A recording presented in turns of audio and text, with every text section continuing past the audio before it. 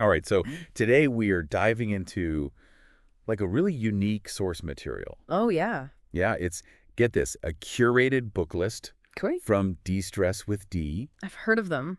And it's not just like your average recommended reading list, you know. Right, right. D really seems to have chosen books that have like deeply impacted her personally. Yeah, no, you can totally tell from the way she talks about them. It's like she's sharing a piece of her own, like, self-discovery journey. Exactly. And that whole angle of recommending them as gifts, especially for mindful, sober friends, Yes. it adds like a whole other layer to it, Yeah, for sure. It's like she's saying, hey, these books helped me through some stuff. Maybe they can help you or Yeah. someone you care about too.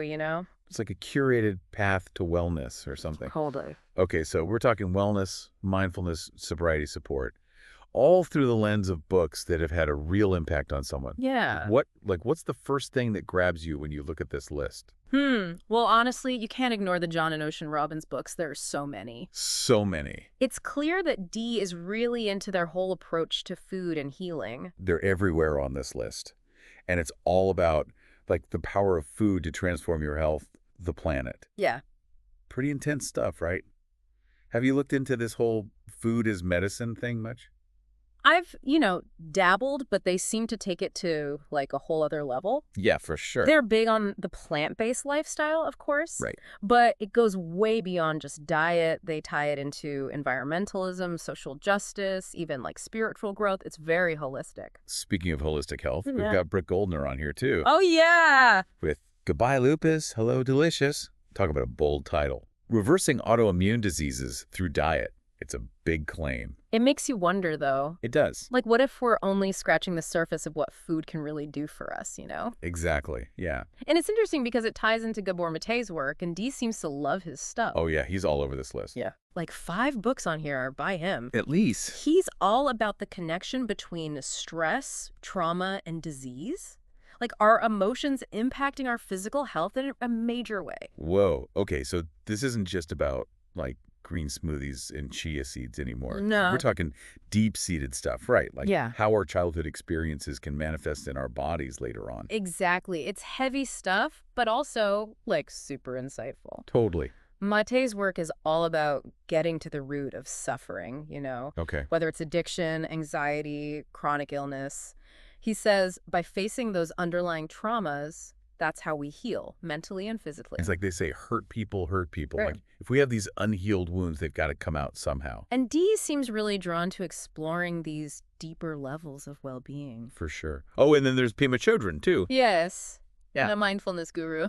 So, like, we've got this intense self-exploration with Mate, and then she also includes Chodron, who's more about like finding peace within those complex emotions. Yes, exactly. It's like she's saying, here's how to understand your pain, and here are the tools to, like, not just survive it, but find some peace with it. Okay, so awareness and acceptance. Exactly. First, you become aware of how your past, your patterns are playing out in your life now. Then you start to be kind to yourself, as you figure it all out. That's powerful stuff. Mm-hmm.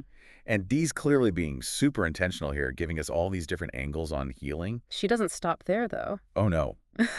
This list goes on. Oh, there's more, and it gets even more interesting. Okay, so back to this awesome book list from De-Stress with D. Yeah.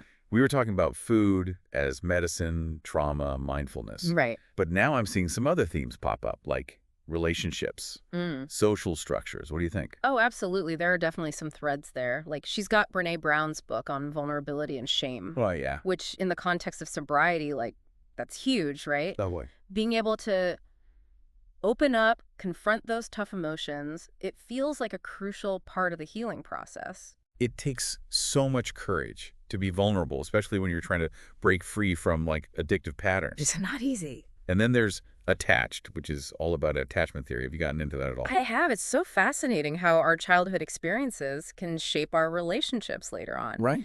And thinking about Dee's list, it's like maybe understanding your own attachment style is key to building healthier relationships. For sure. Romantic or otherwise. Mm. Knowing how your past is playing out in your present, that's huge for anyone, not just people in recovery. Totally. You know what else caught my eye? White Oleander. Oh, yeah.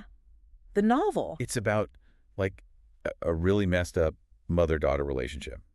Not your typical self-help book. Definitely not. But it makes you think, right? Maybe Dee connected with it personally? Like maybe Yeah. she found some kind of solace or insight in how it explores family dynamics. Sometimes fiction just hits differently than nonfiction, Huh.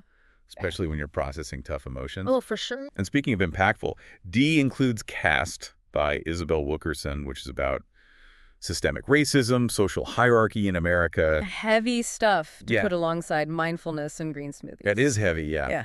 But it also shows a deeper understanding of wellness, I think. How, sir? Like, D's acknowledging that well-being isn't just about individual happiness, Right. It's about addressing those big systemic issues that contribute to suffering inequality. It's all connected. So it's self-care, but it's also social justice. Exactly. It's like she's saying, look, we can't truly heal alone. We got to acknowledge how our personal struggles are tied to the bigger picture. It's a very holistic view, and I think that's such an important message, especially for people in recovery who might be dealing with shame, isolation, Yes, feeling like they're on the outside. totally. Yeah. So Dee's giving us this roadmap to healing, but it's not just mind and body. It's also like heart, community. I love that. Me too. It reminds us that wellness has so many layers. You have to engage with all parts of yourself and the world around you. Okay, so we've covered a lot here. Food, self-compassion, social justice. There's one more piece I want to get to. Dee's intention. Ah, yes. This isn't just a random list, right? She's sharing these books as gifts with her mindful, sober friends. Exactly. And that changes things, doesn't it? Like, what does that tell us about Dee herself? What can we learn about her journey, her values, through these gifts? So we've been really digging into this incredible book list that De-Stress with Dee put together. Yeah. And it's obvious that these books aren't just random picks, Right. Dee's whole thing about gifting these books to her mindful, sober friends, I mean, that adds a whole new layer to this, doesn't it? Oh, totally. Yeah. It really highlights the significance of gifting, don't you think? Mm. Especially with books. Yes. It's like you're saying, hey, I see you, I support your journey, and I think these words might really speak to you.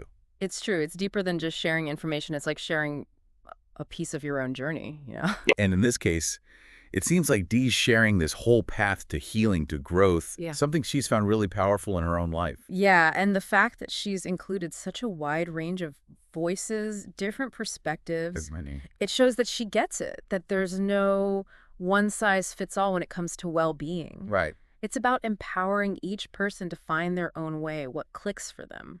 It's like she's curated this whole library of wisdom and she's offering it up as support, guidance.